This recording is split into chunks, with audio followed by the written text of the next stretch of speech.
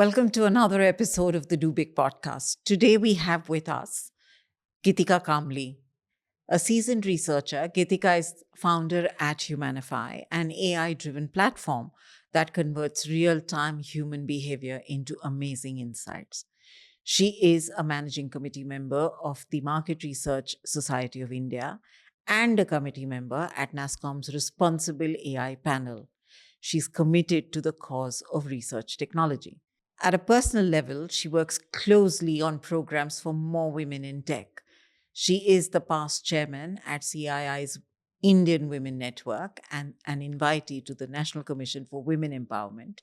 And she drives several industry programs to meet this objective of hers. Geetika, welcome to the Do Big podcast. Let's start with a little bit of fun. Okay. So here's a set of rapid fire questions for you. Okay. One word that describes you as an entrepreneur. Committed. Okay. If you were not an entrepreneur, what would you be? Work in some academic, intellectual kind of think tank. Okay. One business leader you'd want to have. Oh, that's with. easy. Larry Page. Okay. Google it is. Okay. One tech trend that excites you most. I know the answer to that one. No, actually, I think it's the gig economy. I don't know if you can call it a tech trend, but it's, I think it's interesting to see how people are beginning to look at their lives very differently. Interesting. And a hashtag for your entrepreneurial journey? Bring it on. Love that one. So that's the rapid fire for you. But now let's get to something a little more serious. Not really, but a little more serious. So you're the founder of Humanify, right? And that's a company that's focused on behavioral research. What sparked your interest in this field? Okay. So I think my first brush with research was when I was doing my MBA. So that's really long ago. And my thesis was on something called laddering. It's an ancient technology. Okay, the methodology is like 60s or something.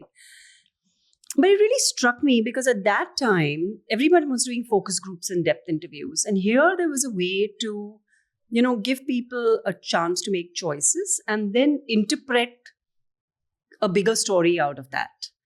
And later on, my favorite quote around that was Henry Ford's quote saying, if you ask people, you'll make a faster horse. Okay. I know it's kind of strange coming from a researcher, but I think it's more about interpreting what people do rather than asking them to express their choices clearly to you. So I think that was the beginning. And Humanify is really just doing that. It's capturing conversations, observations, and it's saying, listen, just build the intelligence in to interpret that behavior. So I think I've committed a couple of decades to that thought now.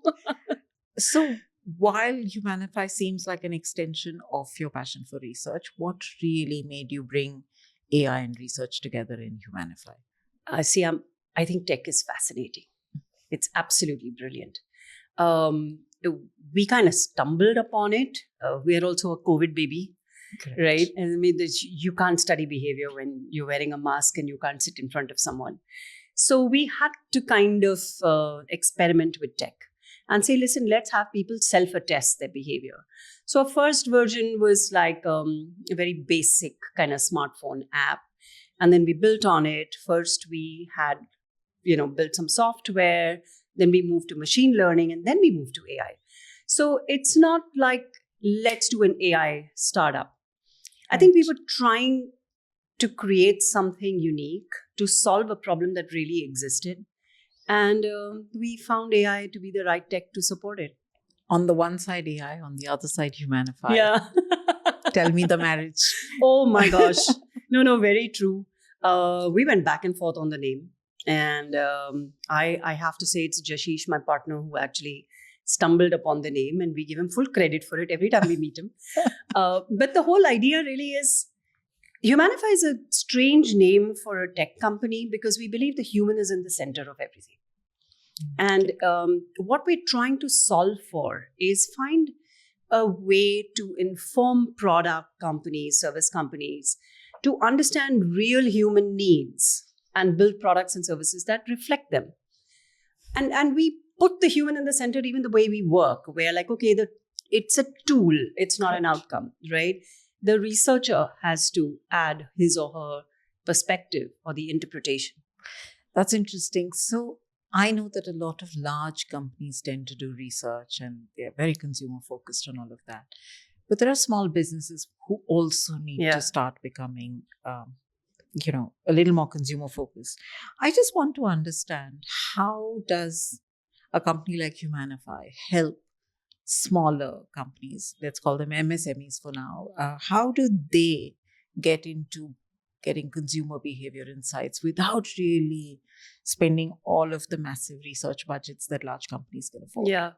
No, and see, that's what AI can do, right? I mean, tech is essentially making things faster, cheaper.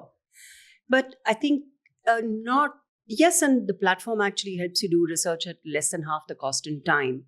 But that is kind of expected with tech now.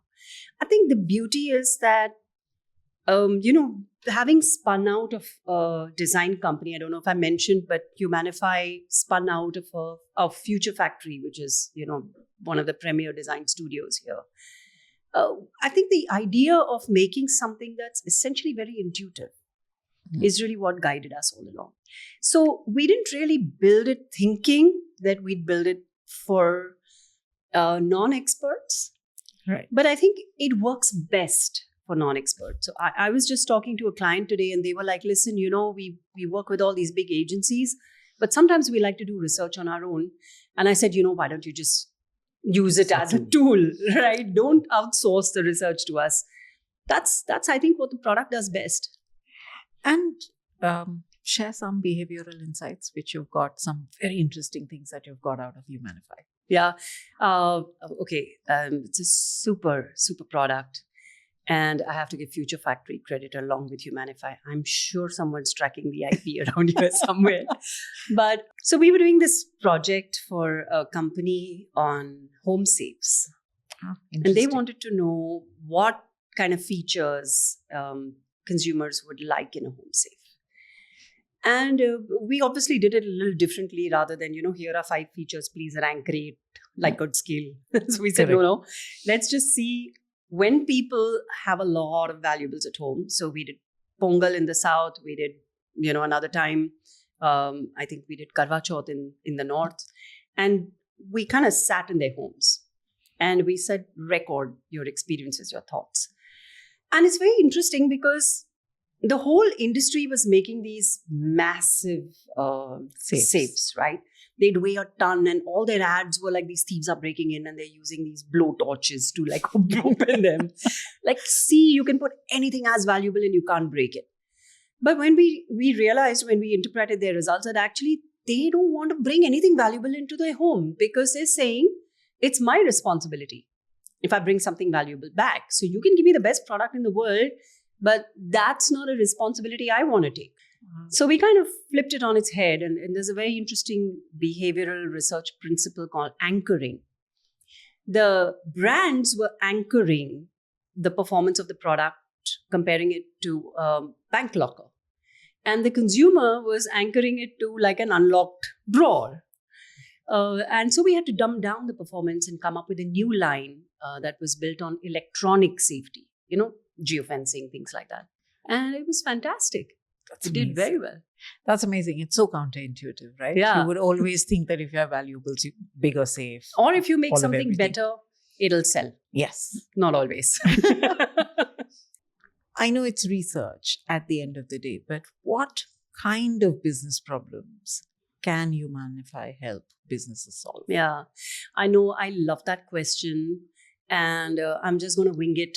I think a lot of companies expect to solve the research problems. Give me a pricing study. Give me a triggers and a barriers study. Give me a brand health study. But the business problems that you deal with are sometimes very different. Right. I mean, you could start with saying, I need something for the next launch. What should it be? I am trying to build something for this TG, which doesn't understand the category at all. What should I do? And then essentially you're doing a product adoption study.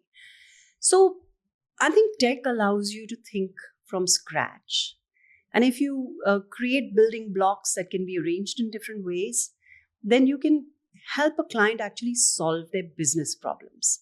I mean, it could be a designer sitting in a design studio, it could be a small marketing consultant, or it could be, a big brand. And that's so interesting, right? Because small businesses really need answers really quickly, especially in today's day and age. And I think one of the things that you bring to the table is really faster turnarounds on research. Yeah. And being a classic researcher, I know that it's always long versus the short. Yeah. And how does that work with brands? How does it make them feel? Because some brands will adopt to it and some will say, does this give me the insights that I want if you're going to do this in 5 days? Yeah. How does that play out? So businesses love it. Yeah. I mean, businesses are very happy if you can do it faster. And, once you deliver the results, they believe you. But researchers hate it. I'm a researcher too, but I'm a convert. So that doesn't count. Because I think, when you're used to traditional tools, there is the thought that says you need the time to do something well. Now, I think what AI specifically as a tech has done is it's disrupted what you can do.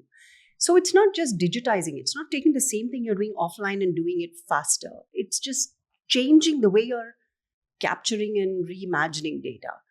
I think if the research community can understand that, I would love researchers to use this tool more than businesses themselves.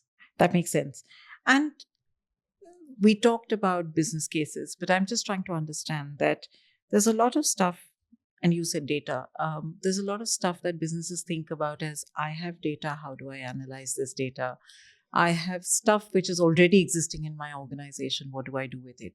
Does Humanify also play a role there? Does it pick some stuff, make some things, move on with it? Yeah, I think an AI company is essentially a data company. And we keep wondering whether we are actually a research company or a sense-making data company. I think AI is kind of, if I can put it in a different way, maybe AI is analytics 2.0. So it's not so much primary research 2.0, qualitative 2.0, analytics 2.0. It's just taken everything and disrupted it. So yes, you can do primary data faster, cheaper. You can capture the experience in the moment of consumption. I'm having a burger. What do I feel right now? I'm trying to buy life insurance. What am I doing right now? And it can also do this at scale. So you're actually doing qualitative interviews at 5,000 people scale.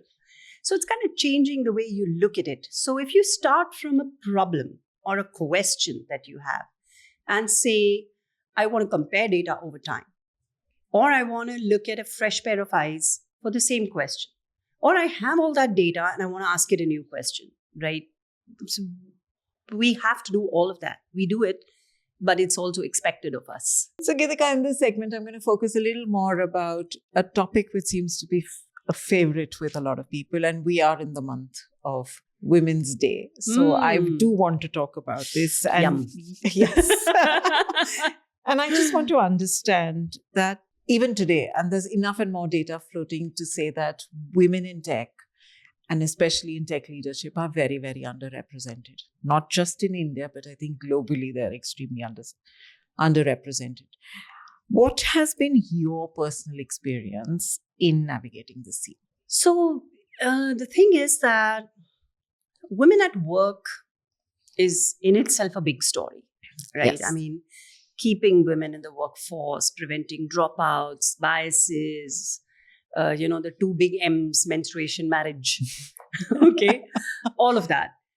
But the thing about tech is that it just complicates it even further because it's so quick and it's changing all the time. Now, let's just go back to 2020, right? Early 2020. Maybe, I think 30%, maybe 20% of people were very familiar with Zoom and Teams and all of that. Now, imagine someone taking a break at that time and coming back now in 2024, right? I mean, just look at what you have to deal with. We're not even talking AI. We're saying, how familiar are you with running groups online? Like, do you know all the features? Do you know how to use them? Do you know how to save stuff? The pace is so rapid that you don't get a chance to plan a break. And I think for women, the role we play in society, and actually it's an honor. It's it's a big plus to be able to play those roles. We need to be able to be flexible and plan our time. That's very, very hard to do in tech. So therefore, women in tech becomes harder. But I think the bigger one for women in tech is more about leadership positions. Right. And that is one thing that bothers me. From the time I remember, you sit in on a meeting where people are making decisions and they're mostly men. And it didn't matter. It didn't matter whether, when I was working client side, the MD and the board were all men. Now you make presentations to boards, again, you're one Dominant or two men. women. And I think we miss out on making decisions as a voice. And that's a different story, though. But how do we bring that change? Because I know I was speaking to somebody else in tech and she said, women who come into university and study engineering or technology or whatever is X percentage. When they come into the workforce, it's the same. The marriage happens and it drops by 25%. By the time they come to the mid-level of career, they've had a child, it's gone down 50%. And then by the time you come to the top, you're like at the top 5%. They've all just dropped. Is it just about women helping women, or is it the industry taking women together to make it happen? It's much deeper than that. I'll give you an example, right? You take a woman who's ambitious and who's made it to the boardroom. She's putting in maybe 12 hours a day. She's missing a lot of the events, the family events, etc. But she's doing well. What is she going to hear from her community? She's going to hear, why are you working so hard? Are you short of money? Right? Or she's going to hear, why are you not content? Right? I mean, why aren't you content with what's... So I think, and it comes from a good place, when people say that. But it gets harder for women to, like we said, it's already hard to be at work, and then to defend why you're doing it when you half the time don't understand why you're doing it yourself, right? Because it's very intuitive to put your best out there. So I think it would help if there was more recognition for women who did well in so many ways. I keep thinking that we do a Women's Day award and, we call women and we give them a trophy. Right. I mean, what if their husbands were part of this whole thing? What if their sons were part of this whole thing? Would they make them proud? And it's not even about saying, I'll do the dishes, but it's about saying, you're doing something right. Yeah. It's not even about saying it's okay to leave the dishes. You know what I mean? Okay, I didn't say that. 3 challenges that you faced as a woman entrepreneur. I don't know, Sheetal. I keep thinking that I don't know if I'm lucky or I can completely empathize with all the challenges that we face. But somehow I can't kind of recollect anything specific that I think has been unfair to me. Mm-hmm. Okay. Right? I mean, I if I was to be honest, I think I've been given the same chances as men most of my life. I like to think I've been criticized more, but I don't think that has to do with my gender. That probably has to do with me. I also think I've been inspired more. And there again, maybe I've been lucky because I've found women who've at work, at home, in families that have kind of held their own up and found my own way to deal with it. So personally, I think I've faced lots of challenges as an entrepreneur. Oh man, hell of a lot. But I don't know, being a women entrepreneur has made a difference. I don't know if it has. Okay. And if women want to be entrepreneurs in the tech industry, 3 pieces of advice. Yeah. No, first off, commitment, right? I mean, you just have to land up and you have to make it work because, there are all those people working outside who have bet their lives on you. It's not just about paying their salaries, it's about making sure that the choices they've made play out for them in a certain way. So, in some sense, you're not really running your own life, right? You're running everyone else's. Right. I remember we met a very small SME entrepreneur, and he called us to his annual event at the factory. And we were all sitting there. And I said, wow, look, you have 200 people here. He says, no, I look at them and I feel a sense of responsibility. I don't feel like, wow. Yes, 200 families. It's 200 there. families. And, even in COVID, we felt that. Right. There were people who were paying EMIs. There were people who had to put their kids through school. And we had to find a way to make everyone's life work. So commitment, I think. I think the second is we need to take ourselves a bit seriously. Yeah. Seriously or not so seriously? No, seriously. And I don't know if it's a generation problem, so I don't want to go there. But I think the more society gives you the options, I'm going back to the bias as to why do you really want to work? Do you need the money? Right? It's two sides of that coin. One is to say, we're kind of not encouraging you to go out there and do stuff. And the second is, that at the end of the day, you're not expected to do it. So you can walk away from it. And there are enough women who say, I'm going to take the second choice because it's easy. And I think that does a disservice to everyone. I know I got the choices, the chances I did in my life because somebody before me did a damn good job, right? So my male boss or my male client said, look, we can trust her. We have this good experience. Okay. So I think the second thing I would give out to all women out there essentially is to say, if you don't need the money, do it for your daughters, your nieces, pave a better way for them. And the third one? I think just be inspired. I think it's complicated being a woman because we have all these wonderful roles to play, but then we're always picking one over the other. Sometimes I think you just have to pick one over the other depending on the occasion. Right. So it's never work before family or family before work. It depends on how badly your family needs you or your work needs you at that moment. So I think rather than taking a mantra, like just, by the seat of your pants, make the decision. Okay. The SME world has struggled even more than the corporate world to have women come into this space. Any thoughts there? I don't think they get enough support. I mean, I've been an SME. A small boutique agency is an SME. You're always fighting for resource. Okay. And fighting for the right advice. It's and I've been client side as well, right? So you're a subsidiary of a very large multinational brand based out of India versus you're a 70-person studio. And now you're a 20-person tech startup.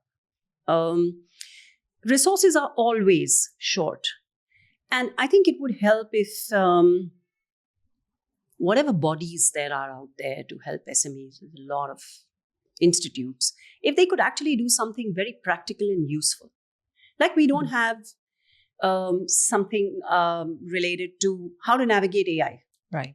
I mean, they don't have the thousands of dollars, forget hundreds of dollars, to put into experimenting with some LLM or not, right? And neither can they afford to get a consultant and say, figure it out, which a big brand can do. But as a group, maybe they can. So I think it would be useful if there were larger challenges that face the industry as a whole, and if some help were given there. That's interesting. A lot of women I speak to talk about finance as one of the big challenges of being a female entrepreneur. Just want to understand, because you come from the space of tech, so I know tech is not the challenge, but is finance or dealing with money something that you feel a lot of women entrepreneurs struggle with? So I've heard that a lot. That's a loaded question, right? I'll take it bit by bit. I think there are some people who like working with money and there's some people who don't like working with money. I think it's more about that choice than it is about the ability to do it. I hate accounting, but I have to do it, right? So it's, I have to treat myself when I have to look at the numbers, even when the numbers are good. Okay. Okay. Yeah, so I think it's more about that. It's like saying women are good at creative and are good people's persons, and men are, good at business. That's not true. True that. But I think you just play to the choices you get. That's why you have less women in tech and more women in education, Right. because society encourages it. Hmm. But I think it's a personal disposition. Okay. My last question. Okay. And this is a question I ask every guest. I should have planned. What's your do big mantra for our listeners? Oh, yes. I like that one. I use that in all my presentations. So You I have am a prepared. mantra. Oh, fantastic. Okay. Yeah. So it's a quote from Sacred Games, the Okay. TV series by Nawazuddin Siddiqui, Okay. right? Gaitonde. Okay. I'll be honest, I haven't watched Oh, you it. should watch it. You should watch it. You really should watch it. And he says, "Tu daring kar." How lovely. I think that's fabulous. I think be inspired and do not be afraid. There's a big safety net to catch you. There's nothing you can do to really screw up your life. So just go for it. That's fantastic. So dare is what you're going to do. And we dare you to go and challenge yourselves and do something big. Thank you, Geetika. That was absolutely wonderful. Pleasure having you. All right, here it on was this a podcast. blast. Thanks for being so the perfect host.